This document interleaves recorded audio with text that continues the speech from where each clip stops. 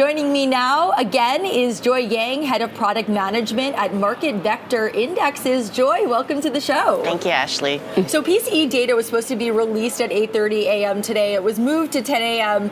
What do you think the report is going to show? Yeah, it looks like we're going to have to wait just a little bit longer, but I don't think there are going to be any big surprises because people have been monitoring the private data. And again, even if there is, it's one data point. It's a delayed data point. So this is going to be tough because, across data points we're looking at, whether it's labor, investor sentiment, stock markets, inflation data, these are all giving us slightly mixed messages. So the Fed has got a hard job out there, and we've got a hard job interpreting the Fed as well as who will be the next Fed chair. And I think investors also have to think about the global, macro outlook. And we just saw Japan potentially raising their interest rate. So what are those impacts and how will it all interplay? What data points do you think the Fed is going to look at? And do you think they're going to put a lot of weight on this delayed PCE report that we're going to see soon? As they have consistently said, they're looking at the trend and they're going to look at the long-term trend. So it's not just one data point. They're going to look across data points. And now there's a lot of political pressure also on, understanding how the markets will play with monetary policy also. All right, and what do you think you're listening to most closely when Fed Chair Jerome Powell delivers his remarks on Wednesday? I think it's going to be very vague.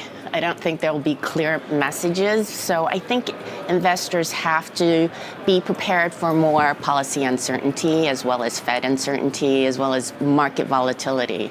We've had two back-to-back market performance of over 20%, and that's extraordinary. And looks like now we're heading into another double-digit positive year for markets. And so everything has been quite extraordinary and unusual, and I think investors have to be prepared for more volatility because this can't persist forever.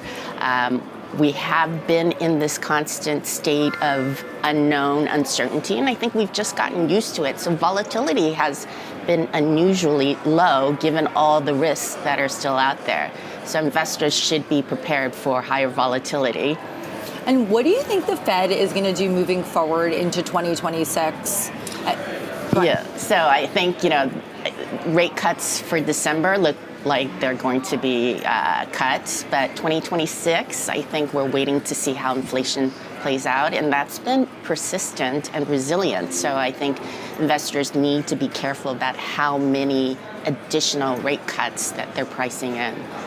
And just to broaden this out, what are the impacts of rate cuts on markets? What are the pros and cons?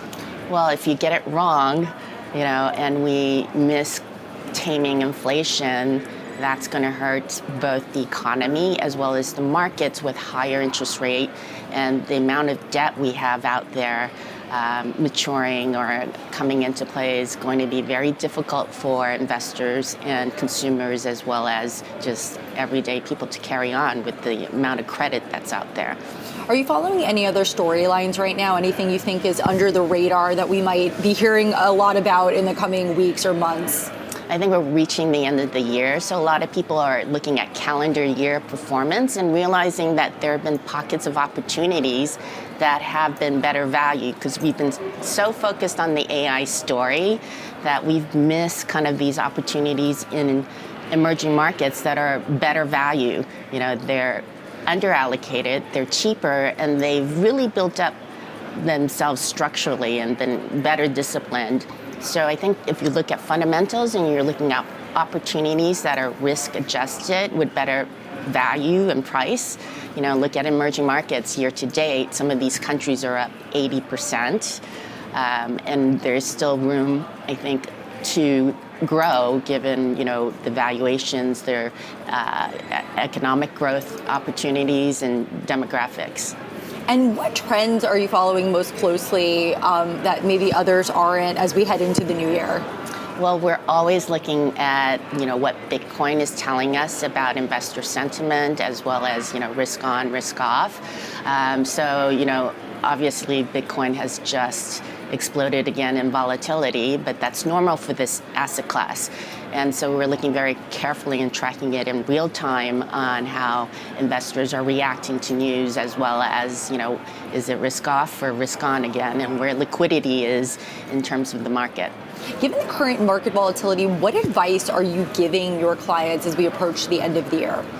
I think it's to remain disciplined and not to overreact on news and surprises, and to really think about your long-term strategy, which should be focused on diversification, to think maybe a little bit outside of U.S. exceptionalism, and to think about hedging with whether it's non-U.S. markets or stocks or alternative assets like gold and Bitcoin.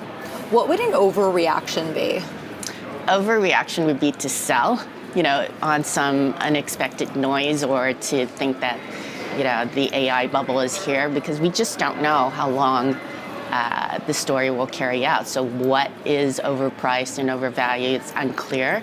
So overreacting on any one data point or one event is going to be, could be, really dramatic. All right. Joy Yang, Head of Product Management at Market Vector Indexes. Thank you for joining us. Thank you.